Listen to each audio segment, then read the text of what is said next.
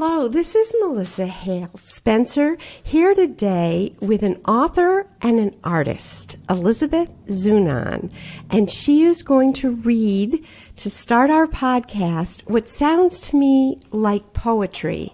It is from her just published book, Grandpa Cacao. We're from a land called the Ivory Coast, Daddy says, where I grew up watching big, graceful elephants roam.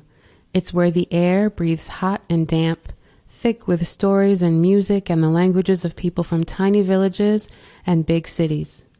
Grandpa Cacao's farm was the pride of his life. Thank you. It's hard to describe. I wish we were visual, because the marriage between words and pictures in this book is just stunning. Can you just tell us a little about the evolution of this book? I know when I talked to you almost 10 years ago, you had this book in your head. So just tell us a little about it. Yes, it all started as a college an art school project, stemming from an interview that I did with my father about his childhood. And from this interview, the assignment was to create an artist's book with different landscapes inspired by the interview. So I created 5 different landscapes based on my father's memories of his childhood in the Ivory Coast, West Africa, which is also where I grew up. But when I lived in the Ivory Coast, we lived in the economic capital of Abidjan, a big city, and I never experienced the traditional village life up country like my father had. So the landscape that stuck the most in my mind after this interview with my father was an image of he and his brother and his mother walking through the cacao plantation on their way to his father's cacao farm. So the idea of cacao and chocolate and where chocolate comes from and how it is made and the work of the farmers really inspired me to create a lot of different projects during art school inspired by this. And so this idea has kind of been in the back of my mind for many years, and finally it's come to fruition with this new book. So what made you choose as your life's work? You've done a lot of illustrations of children's books and now written one. Why children's books? Why is that important? Well, I grew up in a family that always had books. My father grew up speaking French. My mother's from Albany, grew up speaking English. So we had books in English and in French in my childhood. And every summer when we would leave the Ivory Coast to come to Albany to spend about 6 weeks with my American grandparents, we would always watch Reading Rainbow on public television, and we would always go to the bookstore and the Pine Hills Library and pick out books. So this idea of sharing stories, reading stories, learning about stories from all around the world has kind of always been part of my upbringing. Well, I think what's wonderful about this, when I bought it, I thought, I'll give this to Olivia. She's a girl I know, and she'll love this. But I don't want to part with it now. I think it's certainly a children's book, but it has a deeper meaning. It works on so many levels. It has, in the author's note at the end, a sort of scientific description of what goes on in making chocolate. It has a recipe for the very cake that's being baked. But it has kind of, in addition to the story, which I hope you'll tell for us, it has like a deep moral resonance to it. It just makes you understand that its dedication, which I like, is for all the grandmas and grandpas who broke their backs working in the fields so we wouldn't have to. It certainly has its heritage and setting and strength from the Ivory Coast, but it is universal in a way too, because we all have ancestors who came before us who really did do the hard work. So if you could just tell us the story of the book. Well, the book is about a little girl and her father, which are basically myself and my father, baking a chocolate cake in the current day in the United States. And as they add the different ingredients together into the bowl, the father is recounting the memories that he had of his father back home in the Ivory Coast, following his father to the cacao plantation, cutting off the cacao fruits from the trees, cutting them open, scooping out the beans, fermenting them underground for a couple of days, laying them out under the sun to dry, bagging them up into big burlap sacks and selling them off to the cacao buyers. So as they add every ingredient into the bowl, they're learning about a different step that grandfather did back home on the farm. And it's wonderful because you'll have like the sound of the cacao pods cracking, crack, crack, crack, crack. And then you'll have the little girl, you, cracking the egg, crack, crack, crack. I mean, Yes. It's very parallel. Yeah. And you also have this sense of your father saying, you know, that his father could tell when the pods were getting a little orange. And then the girl says, oh, that's like me, because I can tell when the leaves are starting to turn. And they're all the way through are these wonderful parallels. And the little girl is waiting, her mother is out getting the birthday surprise, and she's thinking it might be a party dress, it might be a puppy. And then the big surprise at the end is Grandpa Cacao himself shows up at the door with a special gift for the little girl. And did that happen in real life? Or was No, that in real life, art? I've never met my grandfather, my Ivorian grandfather. I've never even seen a picture of him. So this is kind of like bringing him back to life. And you know, I've always had this mythical image of him in my mind, and I've never really been able to nail down, you know, his physical appearance. So this is an attempt of me as an artist trying to kind of create him fully on the page. Well, another thing I hope you can tell us about, too, is the artwork. What struck me, and I'm sure anyone that looks at it, the scenes in Africa are so very different than the scenes here. Mm-hmm. And it's almost like a reverse silhouette. I don't know the artistic term for it. But, you know, the scenes where the grandfather, like there'll be the little girl holding the bowl of the cake mix, and then there'll be the grandfather on a facing page holding the bowl of cacao. Yes. And he's, what do you call that? He's all white, like flat, like a reverse silhouette. What? Yes, exactly. He, the grandfather, is created with silk screen. So he's a screen printed flat image on top of the painted background.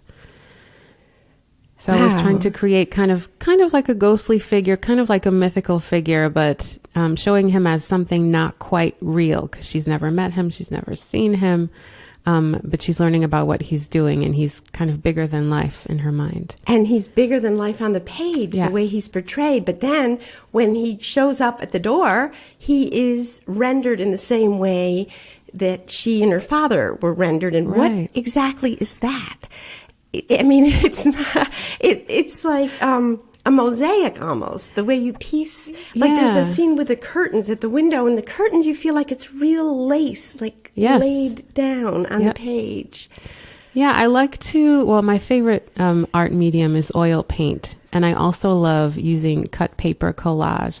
So I thought that using cut paper collage as well as oil paint would be a great way to make these two worlds come together, and to just make the images look more tactile rather than just simple oil painted images. So yes, when Grandpa shows up in the book, he is rendered as a realistically painted older man with gray hair, and he's wearing a piece of African fabric draped around him like a shawl, and that piece of fabric is actually taken from a piece of fabric that I have at home.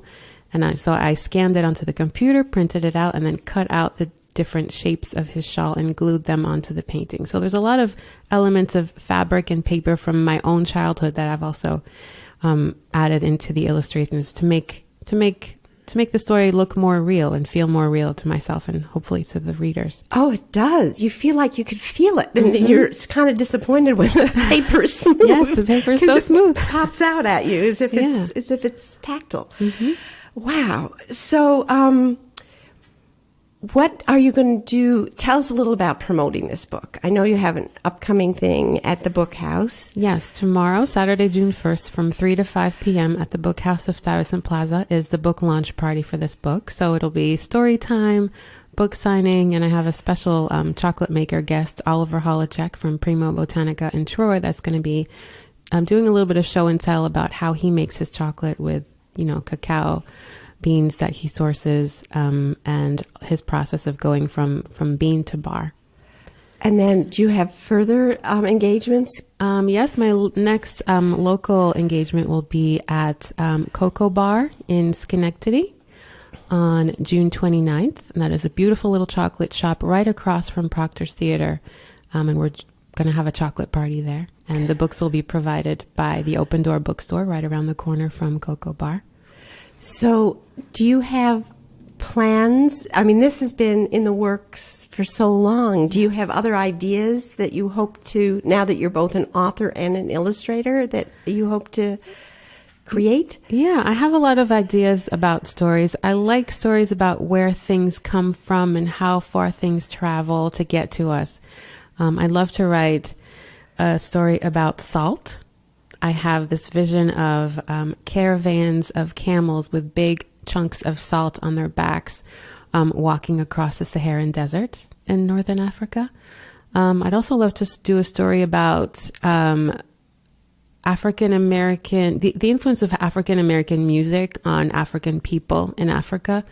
I think sometimes in America we don't realize how strong our pop culture influences resonate all around the world. My father was a big fan of jazz and blues from Louis Armstrong, and you mean that when he was living in Africa, yes, when he traveled over and music that had traveled. So I'd love to write a story about Louis Armstrong when he was on his West African tour, when he went to Ghana and the Ivory Coast. And I'd love to do a story about how, the influences from all around the world are part of our daily lives. That sounds wonderful. I can't wait to read that. I can't wait to write it. Are they going to be all children's books, these different ideas? Yes, yeah. I think so. I love the picture book medium. I love, sticking to a 32-page or a 40-page or a 48-page format, and, writing a story that's also going to teach a lesson or hopefully share something interesting to young readers and older readers as well. How does it work in your brain when you're plotting out a book like this? Do the words come first and then you think of the pictures, or do the pictures come first, or is it like a marriage that happens simultaneously? The pictures always come first for me. I like to say I'm a visual learner, and it's always pictures and symbols and imagery that pop into my head first. And then I search for the words to try to describe them or nail them down or create a story with words.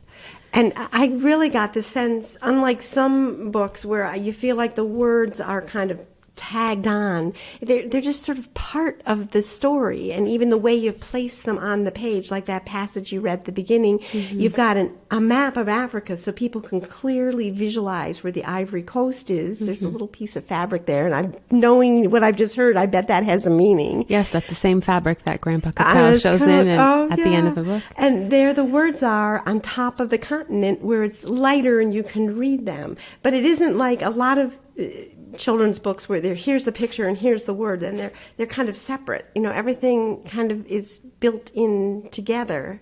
Yeah, that's a conscious choice, obviously, to create an illustration where there's going to be room for the words, but also you don't want the words to be a distraction from the art itself.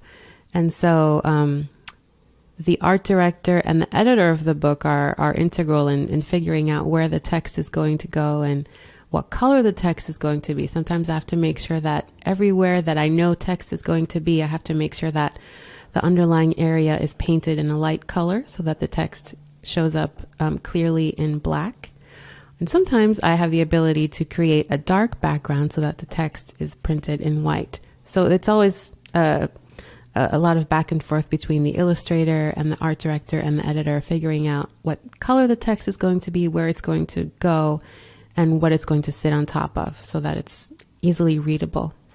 And I know over the years that you've illustrated a number of books for other authors. Could you just tell us about some of those? Because they sounded really interesting too. Yeah, I've had the privilege of illustrating some great stories. The first that pops into my mind is One Plastic Bag, Aissatou Cissé and the Recycling Women of the Gambia. That is written by Miranda Paul, and it's a true story about a young woman in Africa who saw that there was a plastic bag trash problem in her village in Jau, Gambia. So she went about cleaning up all of the dirty trash that was polluting the neighborhood, the botanical garden, the sidewalks. So she and her friend gathered up all of these plastic bags. They washed them in soap and water. They hung them up to dry. They figured out a way to cut the plastic bags into long strips of plastic yarn or plarn, and they crocheted them into beautiful little purses, change purses.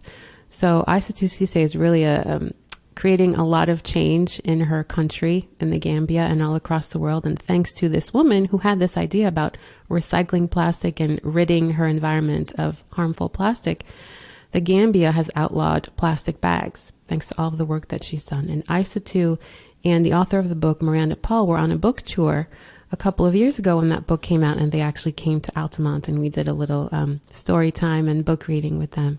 So I love illustrating stories about real people solving problems, changing the world. Another one. And what's nice about that story, too, is it seems like it wasn't just clearing up pollution, but creating a small economy, out of something that would have been useless. Exactly. Employing the women in her village that wanted to earn an extra income. Employing men also in the village that wanted to learn different skills and earn another income. Another book that I've illustrated that comes to mind is The Boy Who Harnessed the Wind, written by William Kamkwamba and Brian Mealer. I've never had the privilege of meeting William Kamkwamba, but he's really influential and inspiring, once again, a lot of people all across the world to using wind energy and solar energy to create machines that are going to better their villages and their communities. William Kamkwamba graduated from Dartmouth College in 2014 with an engineering degree. He is from Malawi, East Africa, and the book is about how he built a windmill out of pieces of junk that he found out in the junkyard. He had to drop out of school because there was a drought in his village, and all of the crops that his family were depending on failed. They had no money for food. They had no money for school supplies and school uniforms, so he had to drop out of school. He found a book at the library called Using Energy, and he was inspired by the photograph of windmills on the cover of this book. And he decided, if the people in this book can build a windmill, so can I. So he went to the junkyard, gathered pieces of plastic and PVC pipe and an old bicycle wheel and a light bulb and all these things that others had thrown away, cobbled them together into a working windmill that was able to light a light bulb and illuminate his house for the very first time, because no one in his village had electricity in their homes. So he's gone on to create a lot of different projects around his country and around Africa using windmills, solar energy, water pumps. So he's really another inspiring young person making great change in the world. Wow. I'm wondering if you always knew you wanted to be an artist. I visited your house once. I think it was to interview your father and his thoughts on the Civil War. And in the childhood house, or maybe not childhood, because you moved here when you were, 12 or 13, but your teenage house. Yeah, teenage house. Were pictures of a blue boy. Yes. That you did, I guess, as a Guilderland High School student. Yes. So tell us about those. Oh, wow. I almost forgot about those. Yes, those were a project that I did my senior year at Guilderland High School. It was inspired by actually a children's book that I had when I was a kid in the Ivory Coast called Le Petit Garçon Bleu, or The Little Blue Boy. And it's just about a little blue boy who is experiencing basically racism from his friends. But, instead of being a different shade of brown or a different shade of tan, he just happens to be blue. So yes, those paintings that were in my house at the time were a reinterpretation of that story, using landscapes and images from my childhood in the Ivory Coast and having little blue boys in various settings there. So there seems to be a common thread. You seem to have focused on stories that come from Africa or that have to do with kind of a multicultural theme. Is that on purpose? Is that something like you see yourself almost as an ambassador, spreading the good works to people that might not know about it? Or is it? Yeah, I guess I could say that I see myself as a little bit of an ambassador. I think everywhere I've lived, I've kind of felt different or looked different than many of the people around me. Coming from, a family where my mother is white and my father is black. a lot of times in high school, I felt like a minority, like there are not many people that look like me.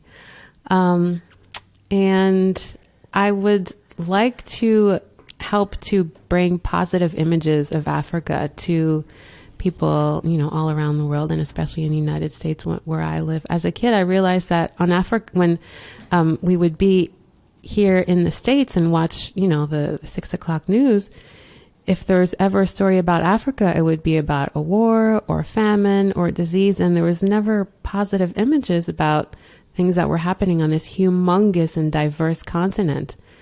And also, I think people forget that Africa is not one country. It's a huge continent with about 55 countries. And each country has its own languages, its own cultures, its own foods and music. And so I feel like, I would like to be part of, helping to share different stories about different countries and people in Africa. So what is the day-to-day life of an artist like? It must take a lot of commitment. I know when I talked to you about 10 years ago, you were working in a flower shop in New York. Yes. I mean, just to, sustain yourself while you're pursuing your art until you finally get to the point where you can be a published author. What's your day-to-day life? How do you piece together the different projects that sustain you? Yeah, well, today I'm lucky enough that I'm a working illustrator and I've been able to quit the day job at the flower shop. But yeah, it's not until, I had a couple of book contracts under my belt and some money saved up in the bank from the day job that I was comfortable to, say, okay, I'm going to commit myself 100% to this. So in terms of my day-to-day activities as an author and illustrator, I wake up, breakfast is very important. Take a long time to make my breakfast, make my latte, drink my water. Breakfast is important just as a nourishing meal, or like you have some... As a nourishing meal. So many of us skip breakfast. Yes. Right. As a nourishing meal, and just to kind of get my brain settled and focused so that I can create, a good amount of work in the morning. So I like to paint in the morning upstairs in my studio where the light is really nice in the morning time. And then, is this in Albany? Is that where you're located? Okay. Yes. And then I'll have a late lunch, and then I might go back to my painting after lunch, or in the evening that's when I like to work on my drawings and my sketches and my research. And if I'm working on illustrations for a book that have collage or cut paper elements, I like to do that in the evenings and sometimes late into the night. So morning is painting, afternoon is drawing, evening is cutting tiny pieces of paper and gluing them onto my illustrations. So your day does have a rhythm. It's yes. the light that makes the painting in the morning? Yes. Yeah. And then I think evening you're more introspective and thinking. Exactly. Yeah. Isn't that interesting? Well, can you tell us about how you physically go about this? You mentioned some of the fabrics, but I mean just... I'm trying to think at Norman Rockwell has, they have a museum and they have pictures that he took of the various subjects, and they have them arranged to see how he would create the art using these various local models. Yes. I mean, how do you go about that? Well, I don't use models except for myself. So I often pose and dress up in the ways that I want to draw and paint my characters on the page. I will take pictures of myself acting out what happens in each scene, and then I will use the photograph of myself acting out the scene as reference to draw the sketch.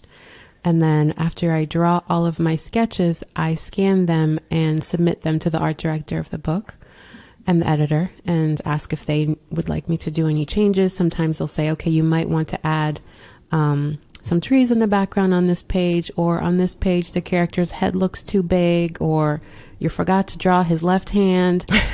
So these are people you've worked with regularly and trust, and do you different every time? Different every book. Yes. Oh, wow. So some books I've worked with the same publisher and therefore the same art directors and editors. So yes, we have a little bit of more of a working relationship. But is there a tension there? I mean, is it like an editor with a reporter story and the reporter saying, hey, no, really, it should be this way? Or really you trust them to know what?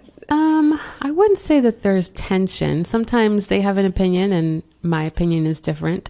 So I will have to either, convince them that I'm right, or they'll have to convince me that they're right. And sometimes, we don't agree on everything, but I'll do it one way and then I might regret it later on. But I feel pretty comfortable in my career at this time where I can, really fight for something if I find that it's important to the story. Yeah. And so after you've created them and you submit them sort of as you go along?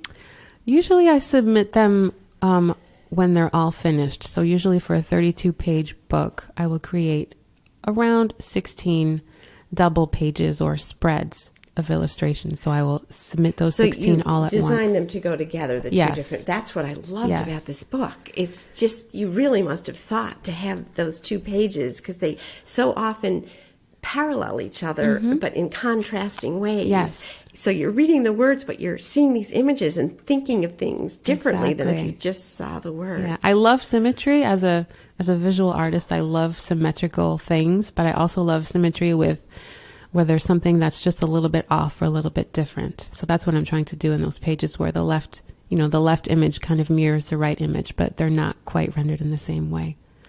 Do you have certain authors or artists that are models for you or that inspire you or that you look to as ideals?